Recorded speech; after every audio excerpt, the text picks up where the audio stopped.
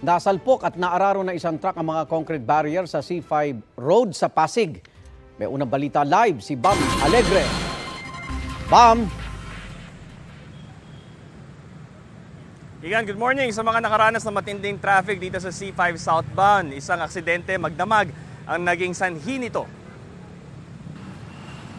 Nakabalagbag sa gitna ng kalsada ang 22-wheeler na ito na bumangga sa mga concrete barrier sa southbound lane ng C5 bago magbagong ilog flyover sa Pasig.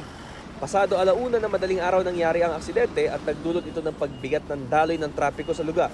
Inararo ng truck ang mga concrete barrier sa lugar matapos mawalan umano ng kontrol sa sasakyan ng driver. Ayon sa kanya, nasira ang kanang gulong ng sasakyan kaya nawalan ng balanse. Sa ngayon, medyo nangangatog pa yung tuhod ko. Siyempre, nervyos din po, kabat. Sumabog po yung gulong ko sa harapan, sa kanan side. Hindi ko na kayang may manipula yung manibela. Walang natamong sugat o anumang pinsala ang driver maging ang kanyang helper. Wala ring nadamay na sasakyan sa aksidente. Rumesponde ang MMDA Road Emergency Group para maialis ang truck sa gitna ng kalsada. Nilagyan din ng kusot ang kalsada para maiwasang maging madulas ang kalsada dahil sa krudong tumagas mula sa truck. Sunod nilang pinagtatanggal ang mga concrete barrier na naararo ng truck.